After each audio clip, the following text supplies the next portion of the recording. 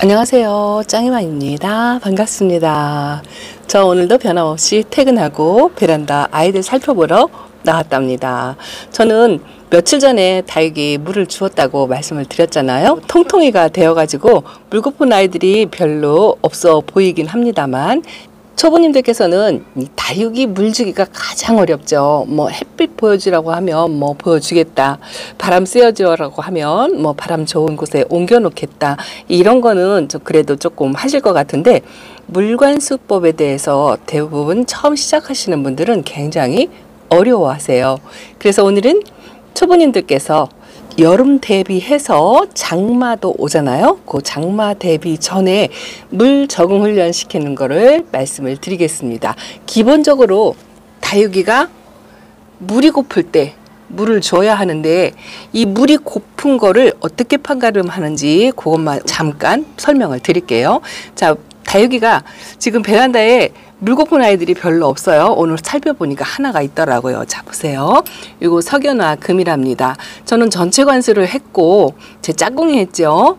그런데 이 아이가 물이 지금 고파서 이렇게 하엽도 치고 입장이 지금 이렇게 손으로 만지면은 말랑말랑해요. 말랑말랑. 자, 제가 만져가지고 이게 물이 많이 찼으면은요 부러져야 되거든요. 안 부러지고 안으로 이렇게 모아지잖아요. 그리고 맨 밑에 요 하엽이 마른 거는 하엽이 지려고 마르는 거거든요. 이런 아이들은 물을 주어도 별로 흡수를 안 해요. 물 테스트를 할 때는 항상 중간잎을 만져봐서 약간 말랑말랑 한다든가 부들부들 한다든가 그렇게 테스트를 하시면 이 아이가 물이 고프구나 하고 판단을 하시면 되는 거고요. 이렇게 물이 고픈 상태에서는 다육이 관수를 해야 되는데, 날이 더울 때는 물 주지 마라, 완전 단수를 해라, 또 물을 줄여라, 여러 가지 각자의 환경에 따라서 말하는 게 전부 틀리거든요. 그 이야기를 듣다 보면 진짜 헷갈려요. 근데 가장 기본은 물 고픈 다육이에게 물을 주는 거는 여름이든 장마철이든 사계절 다 해당이 돼요. 다육이 입장이 말랑거릴 때 물을 주는 거는 기본적으로 깔고 가는 거고, 대신에 여름에는 물을 아껴야 된다라는 이야기를 많이 들어보셨을 거예요. 아무래도 덥고 화분 속에 수분이 찬 상태에서 온도가 올라가면 그야말로 고온 다습이 되는 겁니다. 다육이에게 가장 위험한 환경이죠. 고온 다습이. 물도 내면에 이 아이들이 잔뜩 자기 몸에 저장을 하고 있어요. 그래서 저 잎이 저렇게 통통한 거고, 더더구나 물을 먹고 난 다음에는 한껏 저장을 하고 있는 상태에서 온도가 올라가면 이 아이들이 아주 힘들어 하거든요. 그 온도가 올라가는 계절이 여름인데요. 특히나 여름 같은 경우에는 그래도 적응훈련 시켜서 단수를 하거나 절수를 하거나 하면 괜찮은데, 어려운 게 뭐냐면 장마 때예요. 장마 때는 습도가 엄청나게 높기 때문에 공중에 떠다니는 습도만으로도 이 아이들이 물을 흡수하거나 그런답니다. 그래서 자기 스스로 물을 흡수해서 얼굴이 빵빵해지는 아이들이 있어요. 나는 물을 안 줬는데 이 아이가 얼굴이 아주 탱탱해지는 그런 아이들도 있고요. 또 공중에 떠다니는 습도가 부족해서 이렇게 입장을 말리고 있는 아이들도 있답니다. 그래서 6월 달부터는 날씨도 더워지고 다육이 상태에 따라서 개별 관리를 하는 게 훨씬 더 좋습니다. 그리고 물 적응 훈련이다 하고 제가 방송에서 간간히 말씀드리는데, 그 물 적응 훈련이 무엇인지 그거에 대해서 오늘 말씀을 드리겠습니다. 장마와 여름을 대비해서 이 아이들에게 물을, 이제 여름에 물을 단수, 절수한다고 하잖아요. 물을 줄이는 거거든요. 그런데 그동안 평상시에 이 아이들이 물을 먹어왔던 양이 있어요. 저도 며칠 전에 전체적으로 화분이 밑으로 줄줄 흐르게 그렇게 관수를 했다 하고 말씀을 드렸는데요.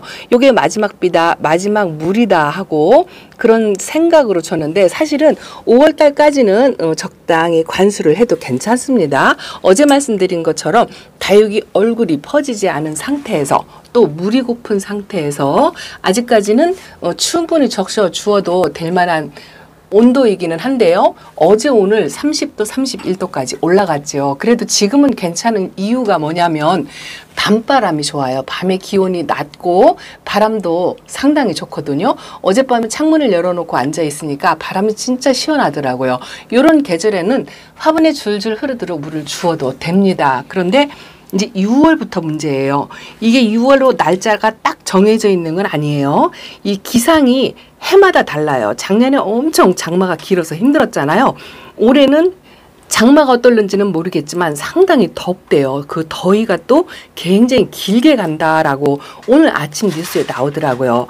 그렇게 더위가 길게 가면 이 아이들이 버텨내기가 진짜 힘들거든요.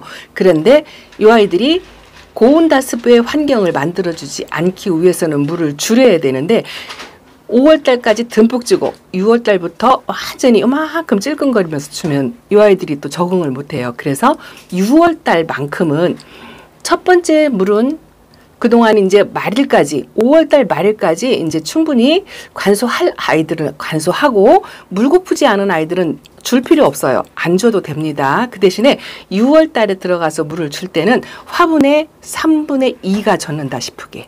그러니까 평상시에 주는 것보다 조금 덜 주는 거예요. 이렇게 관수할 때 한 번 주고 10분 있다가 또 한 번 주고 10분 있다 또 한 번 주고 이렇게 3차례 정도나 2차례 정도 주시거든요. 샤워기로 이렇게 뿌릴 때 이야기예요. 아니면 조로로 하더라도 3번 정도 줘야 이 화분의 전체가 싹 젖는 그런 효과거든요. 그런데 6월부터는 물의 양을 줄이기 때문에 자, 밑으로 조금 몇 방울 떨어져도 이 안에 한 번을 주면 이 안에 전체가 다 젖지 않아요. 그래서 밑으로 한 번만 들어오고 물이 한 번은 충분히 주었다 싶을 정도로만 주는 거예요. 2번 안 줘요. 그러면 아마 화분에 이 정도 젖을 거예요. 그렇게 주시고 그 다음 물 주기가 있잖아요. 내가 다육이에게 물을 주는 텀이 있어요. 나는 2주에 한 번씩 준다. 나는 20일에 한 번씩 준다. 이게 환경마다 물 주기 텀이 다 다르거든요. 그 물주기 다음 텀에는 3분의 1을 주었다면 그 다음에는 반만 젖게 주세요.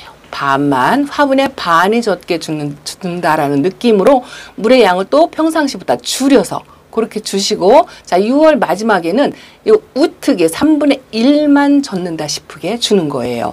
그렇게 단계별로 물의 양을 차츰차츰 줄이는 게 물적응 훈련이에요. 그리고 또 한 가지 있어요. 내가 물 주는 주기라고 아까 말씀을 드렸잖아요. 자, 2주에 한 번 준다. 20일에 한 번 준다. 나는 5개고 우리 집은 굉장히 건조해서 나는 10일 만에 한 번씩 준다. 각각 다를 거예요. 그렇게 그 주기도 이제 여름으로 갈수록 텀을 길게 하셔야 되는데요. 평상시에 일주일에 한 번씩 주었던 분들 뭐 보통은 옥상일 거예요. 옥상에서 키우시는 분들이 일주일에 한 번을 주었다 하면 자 그다음부터는 2주에 한 번씩 주는 겁니다. 텀을 길게 하는 거죠. 그리고 내가 평소에 나는 2주에 한 번씩 주었다. 그러면 15일이잖아요. 15일 만에 주었는데 6월부터는 20일로 늘리세요. 20일 만에 물을 주는 거랍니다. 이런 식으로 물의 양도 조금 줄이고 물의 주기, 기간이죠. 기간도 조금 늘려서 그렇게 해서 점차적으로 물의 양을 조금씩 줄여가지고 7월 달에는 이제 완전히 물을 쪼로록이라고 표현을 하죠. 소주잔 한 잔. 우특이 젖게 준다. 뭐 이런 식으로 표현을 하거든요. 7월 달부터는 그렇게 관리를 해야 되거든요. 그래서 요렇게 6월 달에 물적응 훈련을 마친 아이들이 여름을 잘 버틸 수가 있어요. 어제까지 듬뿍 주었고 다음 주에 아예 단수, 절수하면 이 아이가 적응을 못해요. 그래서 물적응 훈련 반드시 필요합니다. 6월 달에. 그런데 또 한 가지 걱정이 이제 장마가 오잖아요. 장마가 오기 때문에 그 물주기 텀 장마가 오는데 비를 맞춰야 될까 안 맞춰야 될까 자 이것도 걱정이잖아요. 역시나 기본적인 틀은 똑같아요. 이 아이 실큐거든요. 아직도 이렇게 피멍을 가지고 있죠. 제가 점검하느라고 잠깐 꺼냈는데요. 이 아이도 물을 적당히 먹었어요. 입이 아주 짱짱합니다. 그런데 제가 있는 대전에는 다음 주 목요일쯤 비 예보가 있더라고요. 비의 양이 많지 않다라고 되어 있어요. 오전 중에 비가 오는데 그 오전 중이라도 뭐 집중성 호우로 막 쏟아붓는다 하면 비의 양이 많을 것이고 또 아주 소량의 1.8mm라고 하니까 뭐 얼굴만 적시는 정도로 지나갈 수도 있어요. 이게 지역마다 다 다르잖아요.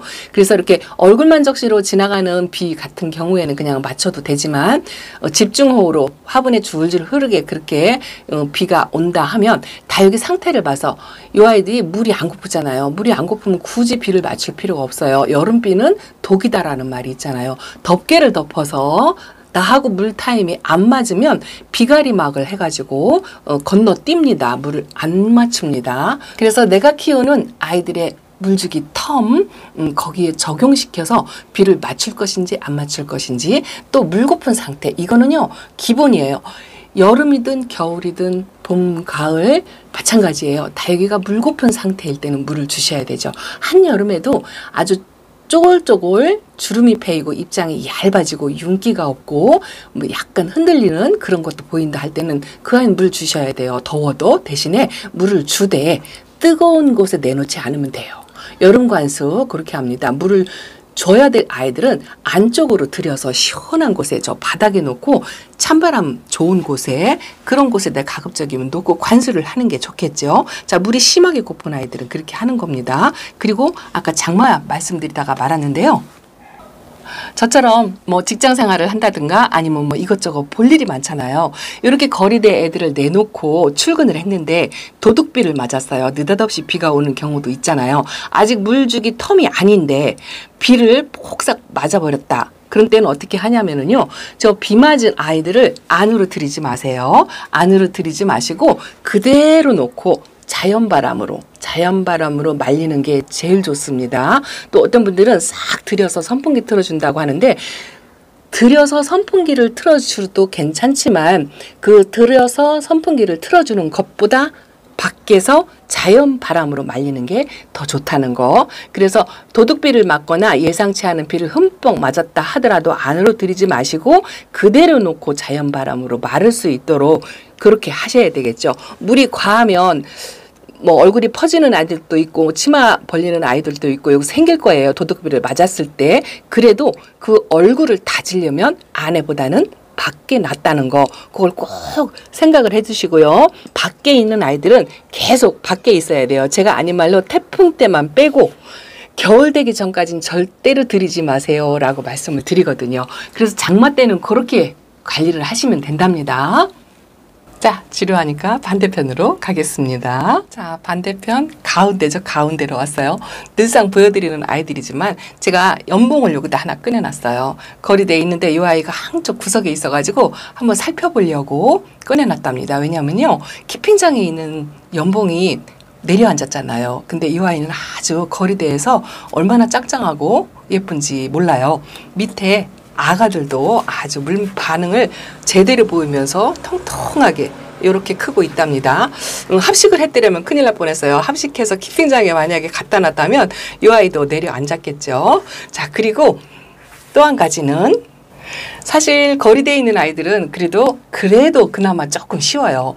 이 베란다 안쪽에 있는 아이들이 문제죠. 장마가 오면 베란다 안쪽에 습도가 굉장히 높거든요. 물론 밖에도 습도가 높아요. 거리대 밖에 있는 아이들이나 이 안쪽이나 습도가 굉장히 높습니다. 80, 90까지도 올라가고 어떤 때는 LL이라고 수치를 측정할 수 없다라고 저 습도계 온도계가 그렇게 가르칠 때도 있답니다. 그렇게 습도가 높을 때 물을 주었던 안 주었던 상관없어요. 이 습도를 최대한 낮춰주셔야 돼요. 최대한이라는 게 50 밑으로예요. 50 밑으로 30, 40 정도가 제일 적당하거든요. 완전히 너무 건조해도 이 아이들이 또 물을 굶긴 상태에서는 또 좋지 않잖아요. 그래서 뭐 그렇게 내릴 수도 없고요. 그렇게 해서 선풍기를 동원해서라도 또 뭐 제습기 트신다고 하더라고요. 제습기 괜찮아요. 제습기를 살짝 틀어서라도 습도를 내려주는 노력을 하셔야 된답니다. 특히나 장마철엔 더 그렇죠. 장마철에는 저 안쪽에 있는 아이들이 햇빛도 부족한데 습도가 높아서 그 습도를 흡수를 하는 아이들도 있지만 흡수를 안 하는 아이들도 있는데 전반적으로 건강한 하형종이라 하면 공중에 떠다니는 습도를 먹어요. 자, 이렇게 얼굴을 쫙 벌리죠. 나는 물을 주지 않았는데 얘가 물을 어디서 먹었는지 입장이 땡땡하네요.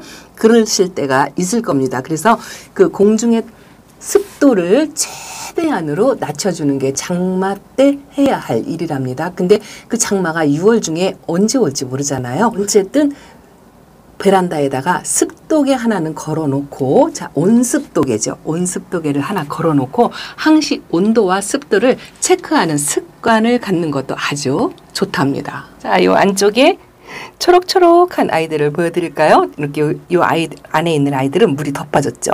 저쪽은 그나마 햇빛을 봐가지고 색감을 조금 유지를 하는데, 이 안쪽에 있는 아이들은 아직도 이렇게 완전히 조금 색이 남아있는 아이도 있지만 완전히 다 초록초록하죠. 이제 점밖에 안 남았어요. 아, 사실은 이 아이가 뿌리가 좋지 않아서 뽑아놨던 아이예요. 뽑아놨다가 밑둥에 뿌리가 조금 났길래 여기다 앉혀놓고 고정을 해주었는데요. 첫 물, 두 번째 물 줄 때도 물 반응이 없더라고요. 근데 요번에 세 번째 물을 주었는데요.